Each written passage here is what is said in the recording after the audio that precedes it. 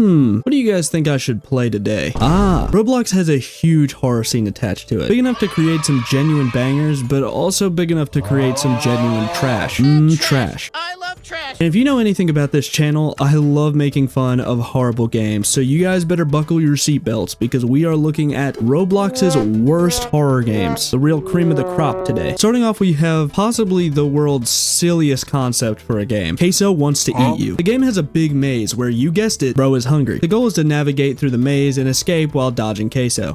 Please, I just need a small nibble, only a little one. The humor of this game kind of sucks, except for the fart noises. Dear God, I love fart 1. It's amazing. But seriously, guys, I get it. Queso's fat. He likes food. You can say that a billion times and a bunch of fat-phobic 12-year-olds will fucking lose their minds over it, but it's whatever. I'll put that to the side. Let's look at the gameplay. To clarify, the Queso boss is extremely easy to dodge, and I would barely even consider him a threat. As soon as you break line of sight, he just turns around and fucks off. This game follows a very similar path to Color or Die, which is a different and way better horror game on Roblox. Instead of collecting paintbrushes, you start by collecting burgers around the map, except this one. This one wouldn't let me pick it up. After you collect the first few, you need to start unlocking doors and vents and do these parkour rooms and get a burger at the end. And once you have all 13 burgers and the skeleton key, you can leave the maze. And an AI-generated Queso voice confronts you. Time, buddy.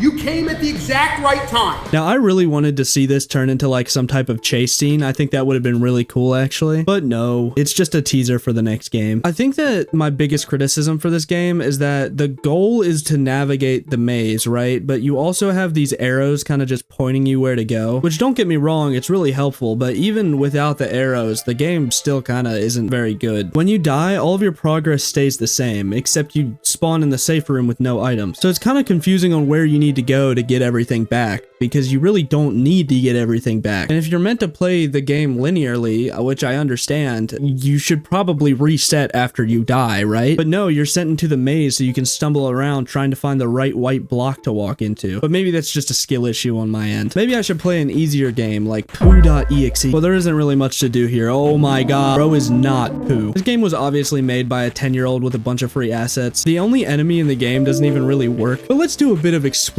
I found this cosmic horror in a cage who doesn't actually do anything, and I found this abomination, and I don't think the creator realized you can hop the fence because this guy is actually less dangerous than the ripoff Poo. Can I get on top of it? No, you can't. There was also people stream sniping me, so I ran into a viewer. They continue to do this for the rest of the video, so thank you, not Zoe. If you guys want to follow me around in an empty Roblox game, make sure to, you know...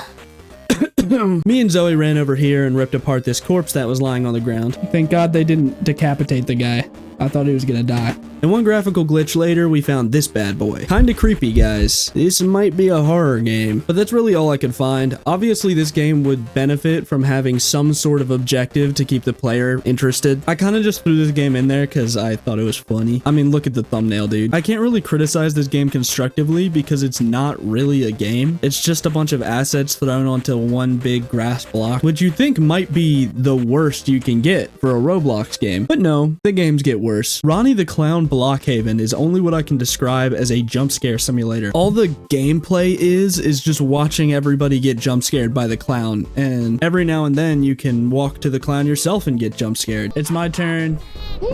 Yay! And all of this happens in Blockhaven, I think. I actually don't know what this place is called. I'm sure my 7-year-old sister could probably tell me, but I'm not a big Roblox lorehead. You might be asking, why would I even include this game? There's nothing to talk about. And that's because I wanted to ask a question myself. Why are so many people playing this game? I understand that Poo.exe had no real gameplay and the game was just empty, but also the player count was 0. This game has a bustling community of people who yearn for the shitty clown jump scare.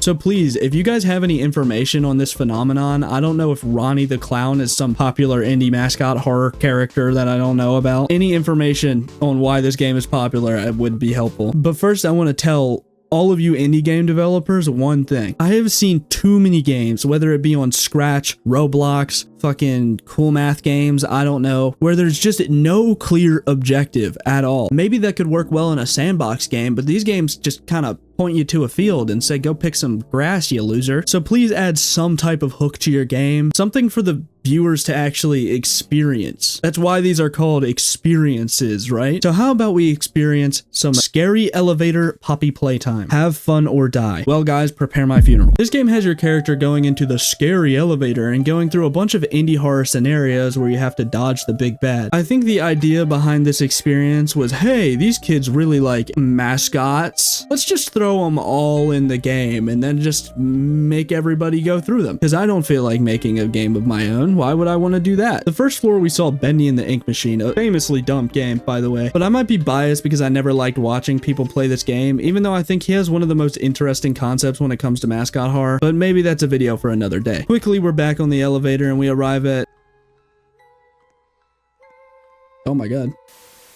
Oh my god. Well, that seems a bit out of place for this game. Luckily, she doesn't pose much of a threat. Next stop is Piggy, which I actually have no clue about because I don't play Piggy. So if you youngins let me know if it's accurate. We went into the sewer and saw It. I guess it's not that big of a deal. We saw FNAF, SCP, and finally, what I came for, Poopy Playtime. Huggy Wuggy has arrived and he has the same AI as all the other monsters. And that's it. Cool. Again, I wouldn't necessarily call this a game. At the end of the day, it's just kind of a running simulator. To put it really generously, this is just a glorified game of tag, except all the fun parts of being the tagger aren't there. Abnormality. This game, I'm sorry to say it, is not bad. It's not that bad. It's just not my cup of tea. This game is just Station 8, but remade. Has a bit of a reskin. I wasn't actually going to talk about this in the video, but I know that all the people in my stream are going to be like, hey, why didn't you include this one that you played? There was this glitch where I teleported out of the area into the place I shouldn't be. I guess it's the worst game. It's one of the worst Roblox games ever. Run or die. I'm realizing now that I have way too much to say about this one. I felt something watching me in the dark.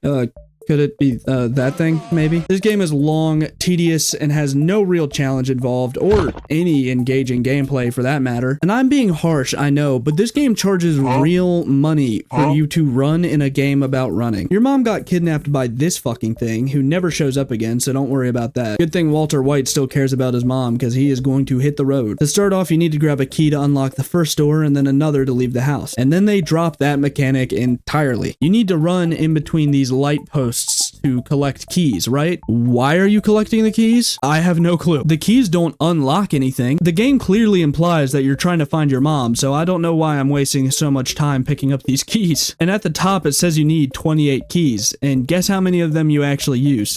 All these keys do is unlock the final door at the end, and I don't see 28 keyholes. Once you leave the house, you don't need to collect each key in order, and luckily the game lets you know that you missed one, which is really telling because the creator must have realized that they have a flaw in their game. But instead of fixing it, they just decided to put a disclaimer, but I think I should address the elephant in the room. This game is supposed to be about running, right? Run or die. Well guys, you better prepare my second funeral because this game is slow as shit. I think if this game was more of a chase game where you were only safe in the light, it might be enjoyable, but instead you get to slowly walk to the next street light, collect a key, and rinse and repeat. The only time the game tries to be creative, you don't even need to follow it. In fact, I didn't even try. And for some reason, there's these skeletons lying around that the people in the city have died long enough ago to have fully decayed and nobody cared. Oh, and in the end, you don't even need to face the big bad guy at the beginning, remember? To save your mom? Of course not. She's just in this big accessible cage. I really think that this game should have added some type of control scheme, kind of like Finding Frankie, where, you know, there's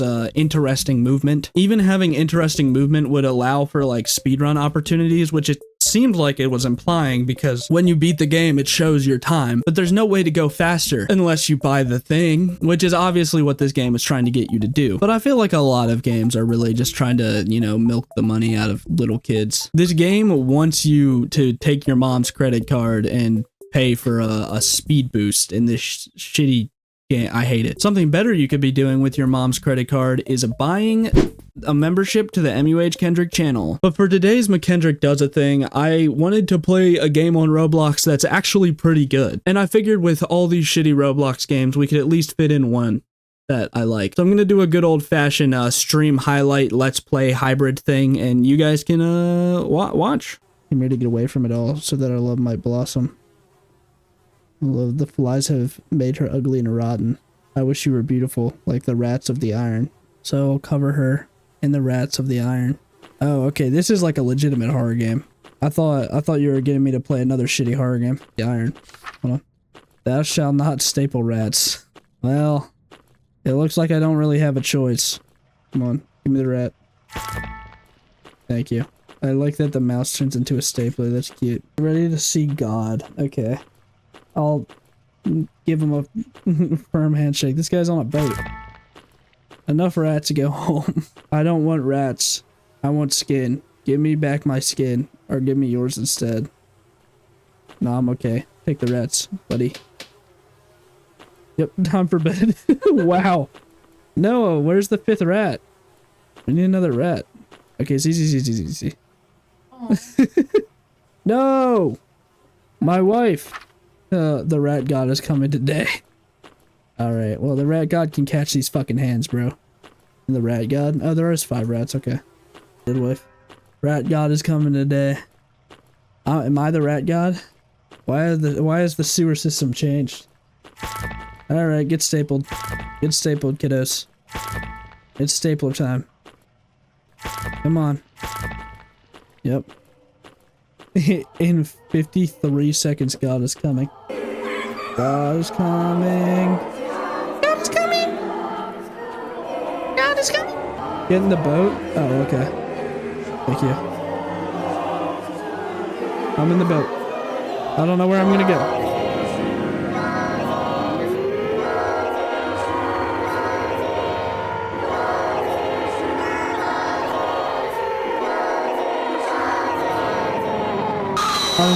Oh shit.